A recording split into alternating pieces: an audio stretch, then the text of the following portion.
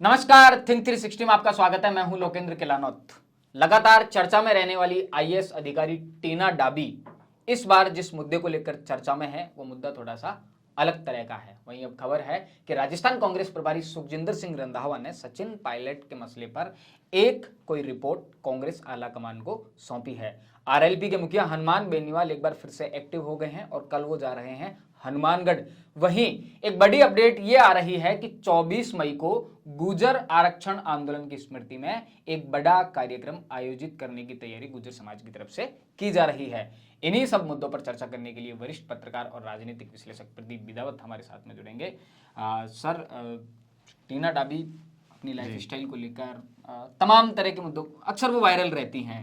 उनकी married life रही हो या फिर हाँ, निजी जिंदगी में वो रही हैं, लेकिन इस बार पाकिस्तान से आए हुए जो विस्थापित हैं वो जमीन पे बसे हुए थे और उनको बुलडोजर वगैरह से हटाया गया है। तो वैसे तो देखा जाए तो एक लीगल कार्रवाई है, लेकिन बीजेपी ने इस मुद्दे को पकड़ा है और हिंदू विस्थापितों और इस तरह का कि वो लोग वहां पे डिस्क्रिमिनेटेड थे और यहाँ आए, छत की आस में आए थे। और सीए एनआरसी आपने सुना होगा कि जब थोड़ा सा रिलैक्सेशन दिया था नागरिकता के लिए, तो नागरिकता के आस में वो लोग वेट कर रहे हैं और वहाँ काफ़ी प्रताड़ित रहे हैं। तो राजेंद्र राठौड़ ने इस मामले में सीधा सीधा गहलोत सरकार पे आरोप लगाया है। साथ ही बीजेपी के बड़े नेता अरुण चतुर्वेदी ने भी इस मामले को उठाया है।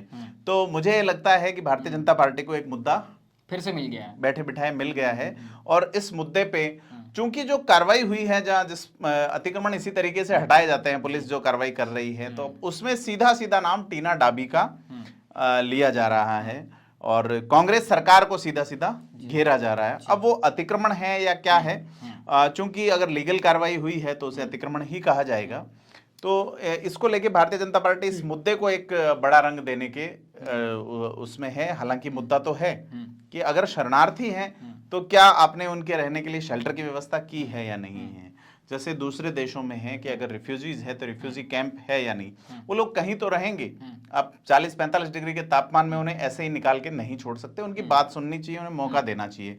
और भारत एक सहिष्णु देश रहा है, निश्चित तौर पर शरणागत वत्सलता हमारी वो रही है, लेकिन वहां क्या स्थिति रही, अब ये दूसरे किनारे पे चली गई। कहीं टीना डाबी के माथे पर तो नहीं टीना डाबी तो चूंकि उनके साइन के ऑर्डर से हुआ है, तहसीलदार ने हटवाया है, लेकिन ये मामला बीजेपी वर्सेस कांग्रेस होगा, सेक्युलरिज्म वर्सेस हिंदुत्व जाने का इसका दिख रहा है।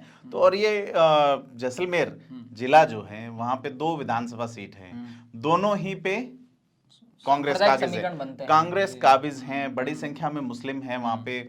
उस सीट पे पहले दोनों ही सीट पे जनरल जो लोग हैं वो जीते हुए थे सामान्य वर्ग से, और दोनों ही भाजपा की सीटें थी। इस बार ये हुआ है कि दोनों ही सीटें कांग्रेस के खाते में चली गई। एक अल्पसंख्यक जो साले मोहम्मद हैं वो जीते हैं, उनके सामने प्रतापपुरी हारे थे। हिंदुत्व वर्सेस वो मामला वहां पहले भी एक तरह का रायता फैला था और इस बार फिर वो चुनावों में इसका रिफ्लेक्शन देखने को मिलेगा, हिंदू किस तरह से मोबिलाइज हों। और दूसरा जो रूपाराम धनदेव वहां पे जैसलमेर से विधायक हैं, तो ये विधानसभा चुनाव में निश्चित तौर पे इसको एक तरह से एक मोबिलाइजेशन की कोशिश कांग्रेस भी करेगी और बीजेपी भी करेगी जी। तो चूंकि पाकिस्तान नाम आता है तो सेंटिमेंट जाग जाते हैं बड़े पैमाने पे कि विस्थापित वहां से पीड़ित प्रताड़ित होके आए। राजेंद्र राठौड़ का आप बयान उनके सुन भी सकते हैं आप। जी जी जी जी। तो कहीं ना कहीं ऐसा नहीं हो कि टीना डाबी की मुश्किलें इस पूरे मामले में बढ़ने वाली हैं। नहीं, वो सरकार का अगर काम कर रही है पॉलिटिकली, जिस तरह से मुद्दे को बनाया जाएगा पॉलिटिकली उसे हवा नहीं, ये तो इन आईएएस अधिकारियों की पार्ट ऑफ जॉब है, पार्ट ऑफ लाइफ है, वो उनका लीगल एक्शन है उसमें। लेकिन उस मुद्दे से, उस लीगल एक्शन में से एक पार्ट निकाला गया है जिसपे आप उसे निकालते हैं, साइड लाते हैं, फिर पॉलिटिकल पार्टियां करती ही हैं निश्चित तौर पे, लेकिन बीजेपी को एक बड़ा मुद्दा मिला है यहाँ पे। ऐसे अपडेट आ रहे हैं कि सुखजिंदर सिंह रंधावा एक बार थोड़े से एक्टिव हुए हैं, जो राजस्थान में पूरा मामला चल रहा है। सुखजिंदर सिंह रंधावा शुरू से एक्टिव हैं।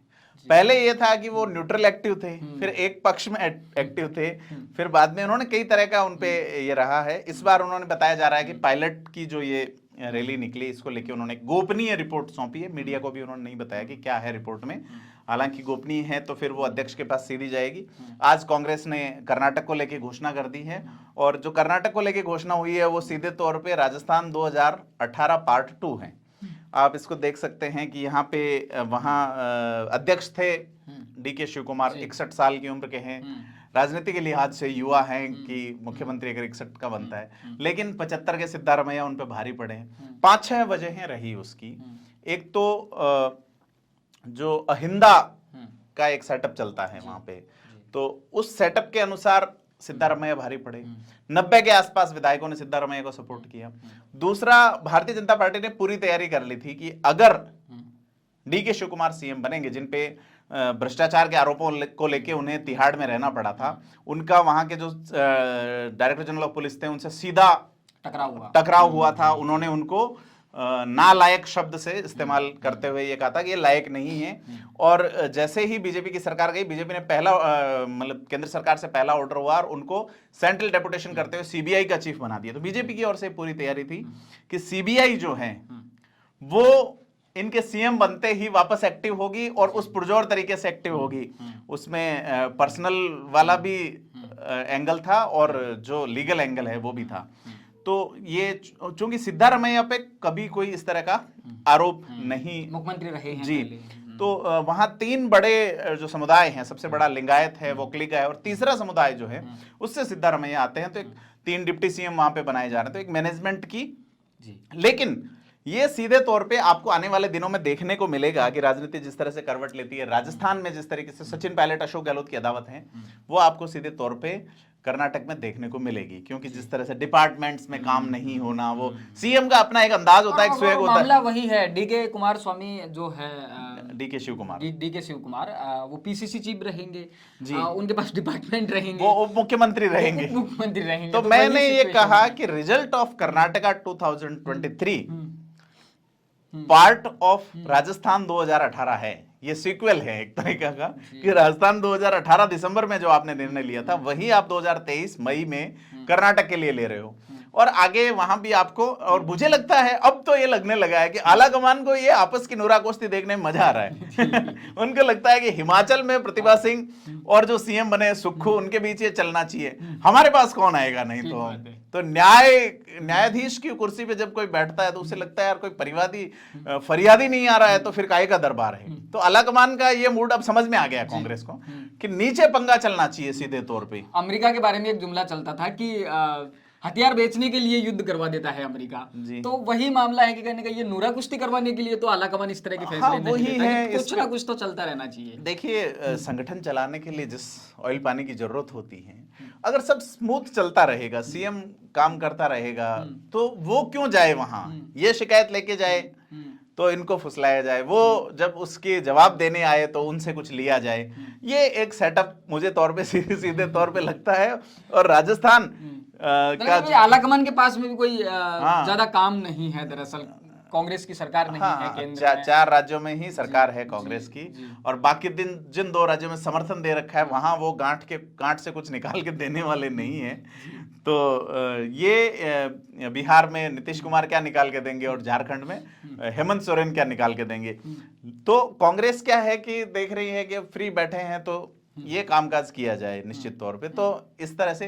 लेकिन उसके कुछ जाति कुछ वजहें भी रही। उस वजह में ये कि पार्टी सीधी सी, और डीके शिव कुमार ने निष्ठा वाली बात की, तो इन्होंने ये तय किया है कि 20 सीटें कम से कम कर्नाटका से जीती जाए, साउथ इंडिया से जीती जाए। आपको याद होगा कि 2019 का जब चुनाव हुआ तो राहुल गांधी साउथ में जाके चुनाव लड़ते हैं।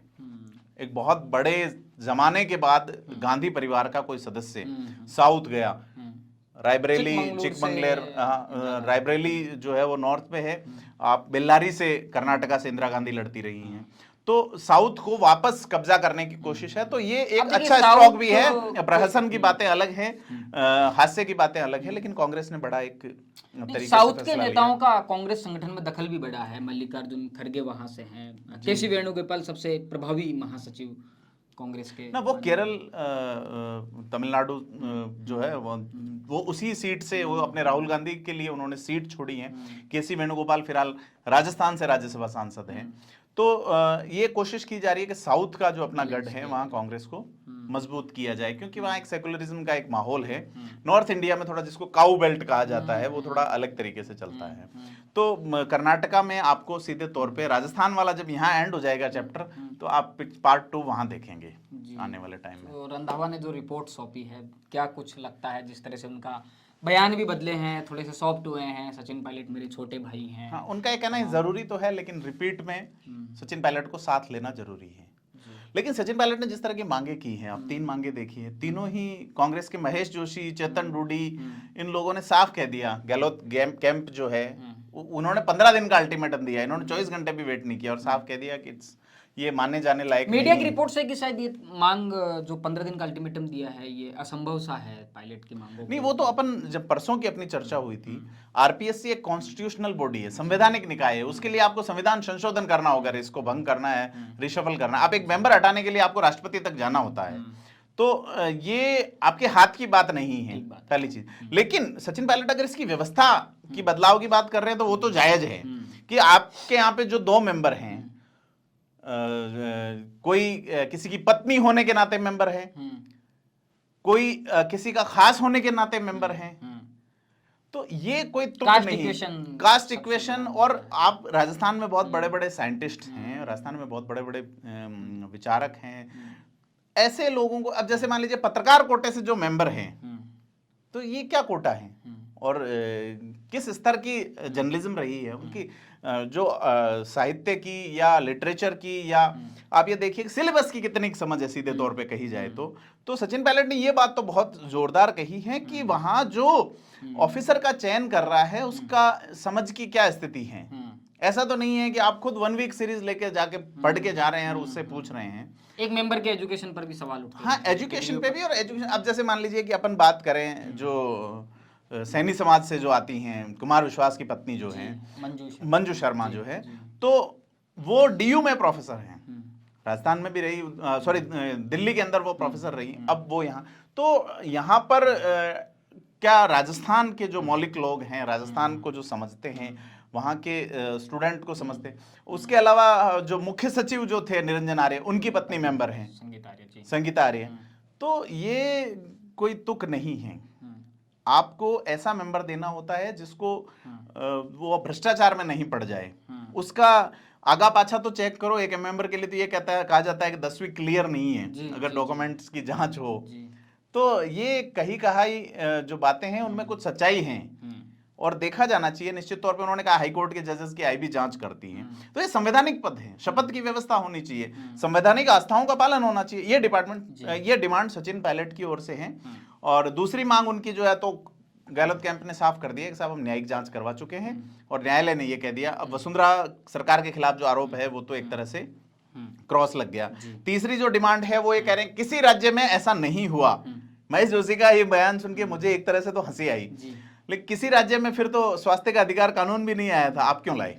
ठीक बात है। अगर पीड़ितों को आपका, हमारा बच्चा, हम लोग जो है कंपटीशन एग्जाम दे के जिस तरह से फेस करते हैं, महेश जोशी के परिवार से शायद किसी ने नहीं दिया है, ऐसे में उनका ये बयान उनकी ओर से तो वो जस्टिफाई कर सकते हैं। लेकिन सीधे तौर पे जो आदमी 6 महीने 8 महीने जयपुर में रह के कोचिंग कर रहा है और फिर पता चलता है कि वो पेपर आउट हो गया, अब अगली भर्ती कब होगी, तब तक वो अगली भर्ती में हुआ नहीं हुआ, तो ये कोई बयान नहीं है। अगर पीड़ित हुआ है व्यक्ति, ये सेवा दोष है सीधा तौर पे, अकाउंटेबिलिटी नहीं बनती कॉन्स्टिट्यूशनल बॉडी होने के नाते। नहीं तो वो जब फीस दे रहा है तो वो ये भी तो डिमांड कर रहा है कि आप सुरक्षित, सही और पारदर्शी व्यवस्था कायम कीजिए। अगर यही एक निजी व्यवस्था होती तो क्या वो व्यक्ति न्यायालय जाने का अधिकारी नहीं होता सेवा दोष के नाते? और वो क्लेम करता कि मेरा इतना खर्चा हुआ, इतना मानसिक परिवाद है, ये एक सिविल दोष है एक तरीके का। तो महेश जोशी को ये सोचना चाहिए कि कहीं देश में कहीं जगह नहीं हुआ, किसी नेता ने ऐसी मांग नहीं उठाई इतिहास में, तो फिर सचिन पायलट यहाँ इतिहास बना रहे हैं ये मांग उठा के।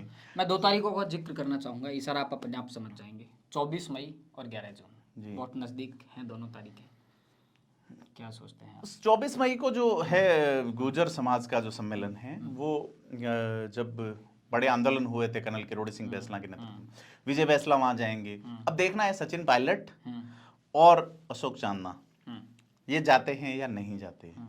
सचिन पायलट अपने आप को गुर्जर समाज का लीडर होने से दूर रखते हैं। हालांकि बड़ा समर्थक वर्ग है उनका, समाज में बड़ी बड़ी स्वीकार्यता है, उनके एक इशारे पे लोगों ने बीजेपी को वोट तक नहीं किया। नहीं, अगर दूर रखते हैं तो फिर वो समाज लामबंद समाज हो रहा है ये ना, मैकेनिज्म मतलब क्या वो है? अपने आप को शो ऑफ करने से बचते हैं। बचते भी हैं और वो ठीक भी हैं। वो ये कहना चाहते हैं कि उन्होंने साफ कहा ना कि मेरे ऊपर ये आरोप लगता है, जी। लेकिन मैं मेरा खून लाल है और मैं सभी समाजों का बेटा हूं।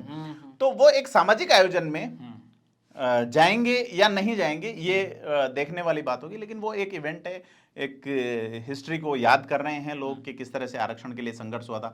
आरक्षण के इम्प्लीमेंटेशन के लिए जरूर बैठकें वगैरह मुझे अच्छी तरह याद है जब आपकी विजय बैंसला से बात हुई थी, क्या कुछ कहा उन्होंने आरक्षण और इस इशू को लेके?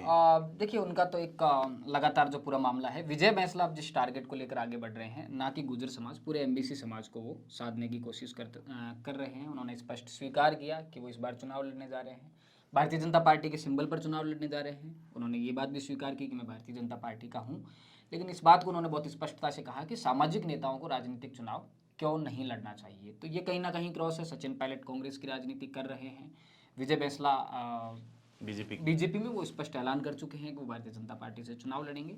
और 24 तारीख का जो इवेंट है उसको लेकर उस साक्षात्कार में दरअसल कोई बात नहीं, लेकिन मुझे एक अच्छी तरह से याद है जब गुर्जर आरक्षण आंदोलन चल रहा था और जब सिकंदरा में जो एक बड़ा हादसा हुआ, मैं कहूँ हाँ, मतलब गोली जी, कुछ लोगों ने जाने गंवाई, तो उनको कंधा देने वाले लोगों में सचिन पायलट वहाँ मौजूद थे।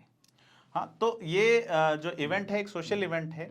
अब इसको कितना पॉलिटिकल होने दिया जाता है ये समाज ही पे डिपेंड करेगा जी, निश्चित तौर 11 जून की तारीख पर 11 जून राजेश पायलट जी की पुण्यतिथि है और राजेश पायलट का बड़ा मान है, खास करके जो ये उत्तर पूर्व वाली जो सीटें हैं वहां पे उनका आज भी लोग, जैसे राहुल गांधी की यात्रा निकली तो लोगों ने राजेश पायलट को याद किया, कटआउट्स लग रहे थे, दौसा में एक अलग माहौल था, राजेश पायलट पहचान दी उन्होंने इस जगह को।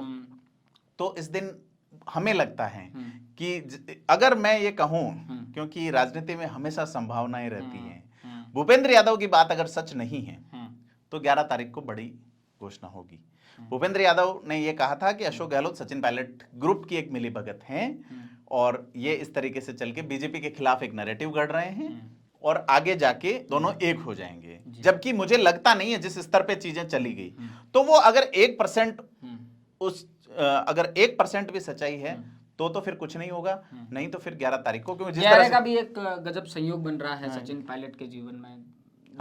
वो पूरा एक अच्छी डिजाइन है इवेंट्स का, है ना। और 11 तारीख को ही वो पदयात्रा निकालते हैं। बाकी के तमाम बातें ऐसी हैं कि 11 तारीख को ही वो मानेसर गए थे, जिसको अशोक गहलोत बार बार याद दिलाते हैं, वो 11 ही तारीख। देखिए, मैं बताऊं आपको कि सचिन पायलट ने अब तक पिछले 2.5 साल से ये चल रहा है, 2-2.5 साल से अब तक, मतलब मीडिया में भी बात की तो नपे तुले, लेकिन ये पिछले 2 जो उनके स्पीचेस सुने तो वो थोड़े अलहदा और बड़े ऊर्जा से भरे हुए हैं। तो उसको अपने को देखना चाहिए कि सचिन पायलट उसे किस तरीके से 11 तारीख को क्या घोषणा करेंगे। हनुमान बेनीवाल हनुमानगढ़ जा रहे हैं, हनुमान जहां जाते हैं लंका दहन करते हैं जी।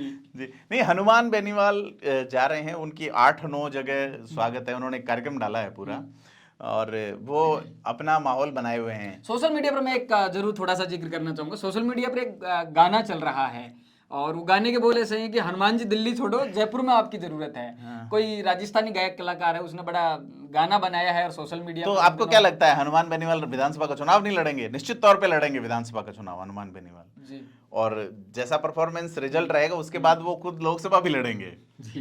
तो हनुमान बेनीवाल का अलग स्टाइल, अंदाज और स्वैग है। मुद्दा जो है वो इम्पोर्टेंट है। अभी पानी पिलाने को लेके बयान चल रहे हैं। शांति धारीवाल ने कहा, फिर प्रताप सिंह ने कहा, फिर राजेंद्र गुड़ा ने कहा, फिर सचिन पायलट ने कहा। इतना उलझ के कौन किसको पानी पिला रहा है, लेकिन एक्चुअल मुद्दा यह है कि हनुमानगढ़ में लोग प्यासे मर रहे हैं। किसानों का पानी के मुद्दे को लेके, सप्लाई और इसको सिंचाई को लेके धरना चल रहा है, अनशन चल रहा है और उस अनशन में हनुमान बेनीवाल वहां जा रहे हैं। तो एक्चुअल में पानी पिलाने की जो डिमांड है वो राजेंद्र गुड़ा ने मंच से उठाई कि प्यासी जनता को पानी पिलाओ। अब हनुमान बेनीवाल वहां जा रहे हैं किसानों के उसको, और किसानों के मुद्दे पे वो लगातार मुखर रहे हैं। तो किसानों वाला जो कल राजस्थान में एक बड़ा इवेंट हुआ जिसमें भारतीय किसान संघ का एक बड़ी रैली थी, जिसमें कई सारी, कुछ खास आउटकम तो उसका नजर नहीं आया, लेकिन ये जो इंडिविजुअल किसानों की जो डिमांड है उसमें हनुमान बेनीवाल निश्चित तौर पे उनके साथ नजर आते हैं। वो इसी मुद्दे पे एनडीए से अलग हुए थे और इसी मुद्दे को लेके वो हनुमानगढ़ जा रहे हैं। जी, तो तमाम मुद्दों पर हमने चर्चा की वरिष्ठ पत्रकार और राजनीतिक विश्लेषक प्रदीप बिदावत के साथ में। कल जैसे ही राजस्थान की सियासत का मौसम बदलेगा आपके साथ फिर से चर्चा में जुड़ेंगे। राजस्थान से जुड़े तमाम मुद्दों को जानने और समझने के लिए जुड़े रहिए थिंक 360 के साथ। धन्यवाद।